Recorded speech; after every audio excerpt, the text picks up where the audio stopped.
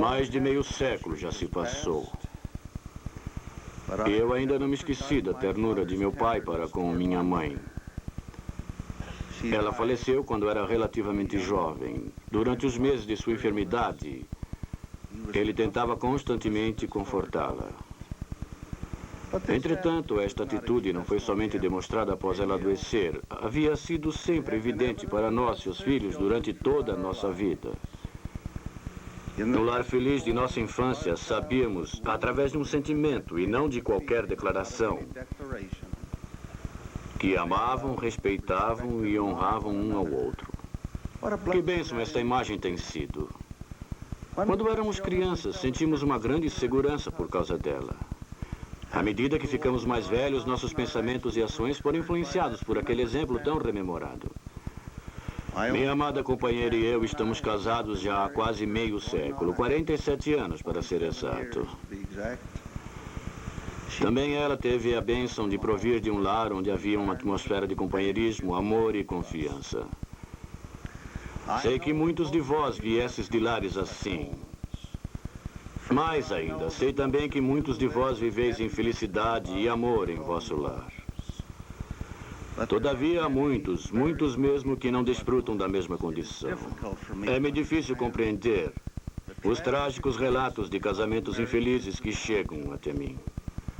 Eles falam de maus tratos, de atitudes ditatoriais e de alguns maridos que são perversos e tiranos em seus próprios lares. Falam da perda de confiança e de convênios quebrados.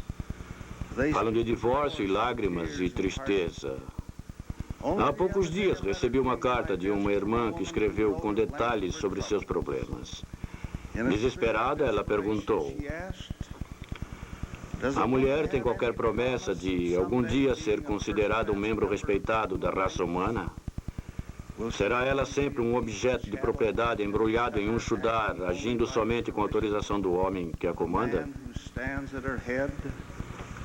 Um chudar, a propósito, é um chale bastante simples, usado pelas mulheres da Índia. Então ela continuou: para mim as respostas a estas perguntas já não têm mais importância. Mas tenho filhas.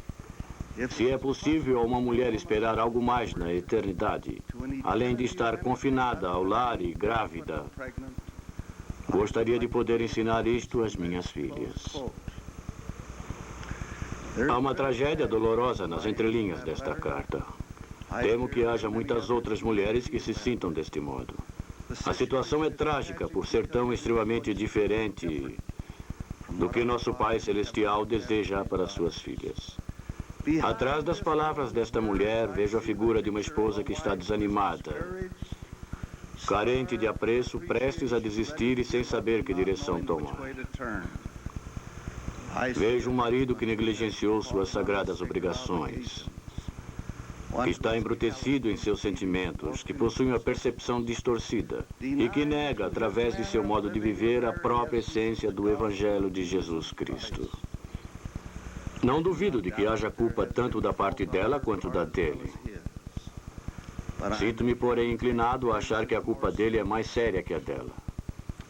A todos os homens que me ouvem, onde quer que estejais, eu digo que, se sois culpados de atitude aviltosa para com vossa esposa, se estáis prontos a exercer autoridade sobre ela, se sois egoístas e brutais em vossas ações dentro do lar, parai, pois. Arrependei-vos. Arrependei-vos enquanto ainda tendes a oportunidade de fazê-lo. A vós, esposas, que estáis constantemente reclamando que só vem o lado negro da vida e sentem que não são amadas e queridas, olhem para dentro de vosso coração e mente. Se houver algo errado, modificai-o, colocai um sorriso em vossa face. Fazei-vos atraentes, otimistas. Furtai-vos a felicidade e cortejais a miséria. Se constantemente murmurais e não fazeis nada para retificar vossas próprias faltas. Elevai-vos acima do estridente clamor por direitos e prerrogativas. E andai na mansa dignidade de uma filha de Deus. É chegado o tempo de todos nós deixarmos o passado para trás e, em espírito de arrependimento, viver o Evangelho com renovada dedicação. Esta é a hora para maridos e esposas que possam ter se ofendido mutuamente e pedirem perdão e decidirem-se a cultivar respeito e afeição recíprocos, postando-se diante do Criador como filhos e filhas dignos de sua aprovação e favor. Gostaria de ler-vos as palavras do Senhor com uma leve modificação. Aquele que os fez, no princípio, macho e fêmea, os fez e disse: portanto, deixará o homem pai e mãe e se unirá à sua mulher, e serão dois num só. Assim não são mais dois, porém um. Deus, nosso Pai eterno, ordenou que fôssemos companheiros. Isto implica em igualdade. O casamento é uma aventura conjunta, obviamente há riscos e problemas. Porém, são secundários em relação às oportunidades e satisfações maiores que advêm da sublimação de interesses egoístas pelo bem do cônjuge. Há alguns anos recortei do jornal Deseret News um artigo escrito por Jack Lloyd Jones, que dizia em parte: parece haver uma superstição entre nossos milhares de jovens que vão aos cinemas ao ar livre, que se dão as mãos e se beijam, que o casamento é um chalé rodeado de rosas eternas, no qual um marido eternamente jovem e atraente vem ao lar para uma esposa eternamente jovem e bela. Quando as rosas murcham e o tédio e as contas aparecem, os tribunais de divórcio se congestionam. A vida é como uma viagem de trem em tempos passados. Atrasos, desvios, fumaça, poeira, cinzas e solavancos, entremeados ocasionalmente por belas paisagens e emocionantes arrancadas de velocidade. O truque reside em agradecer ao Senhor por deixá-los dar o passeio.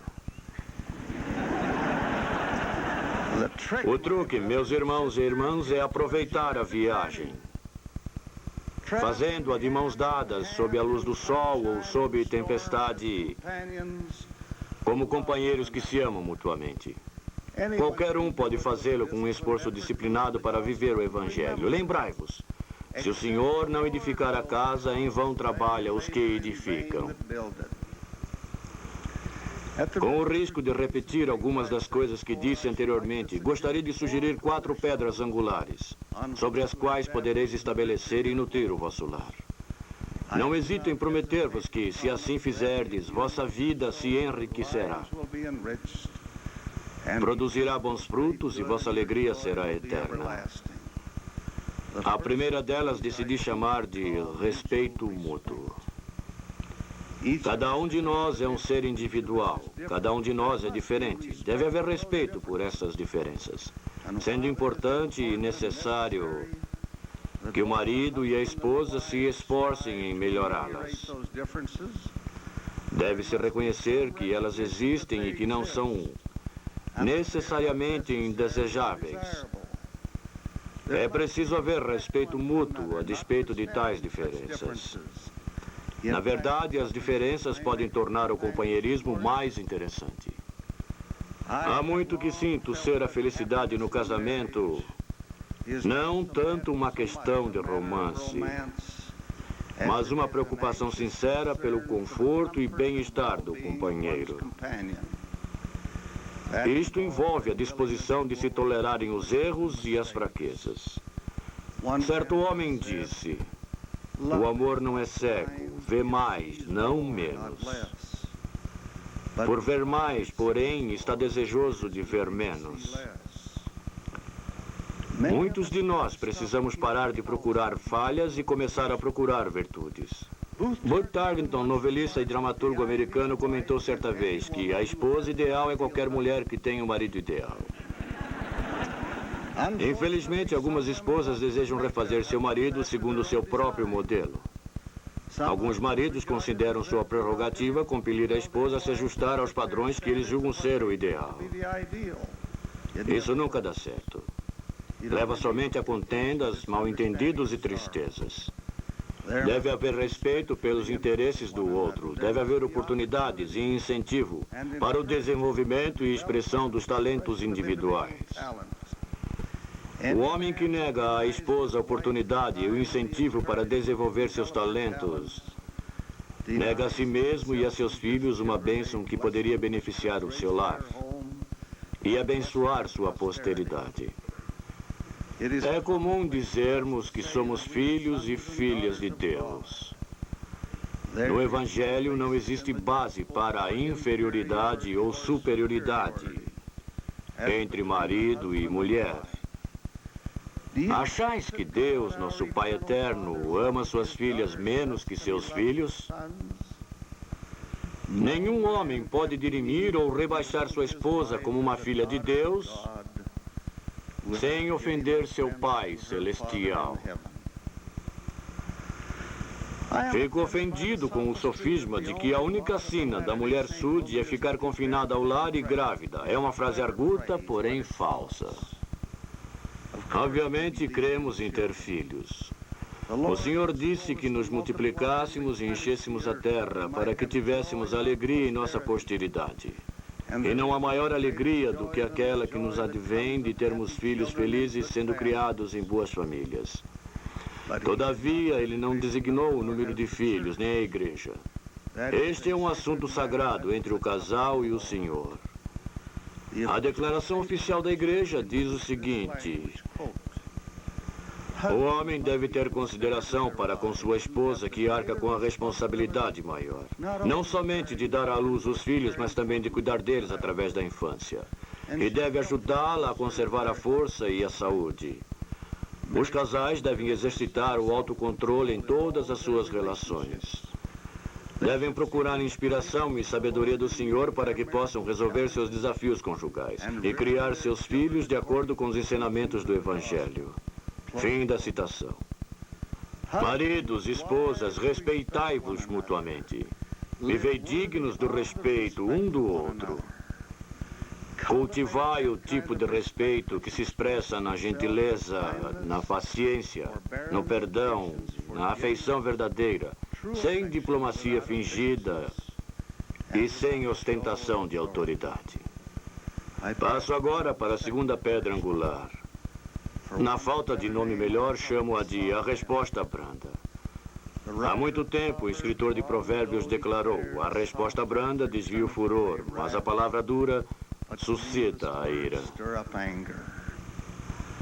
Ouço muitas queixas de homens e mulheres que não conseguem comunicar-se entre si. Talvez eu seja ingênuo, mas não compreendo isso. A comunicação é essencialmente um problema de diálogo. Eles devem ter se comunicado quando estavam namorando. Não podem continuar a conversar após o casamento?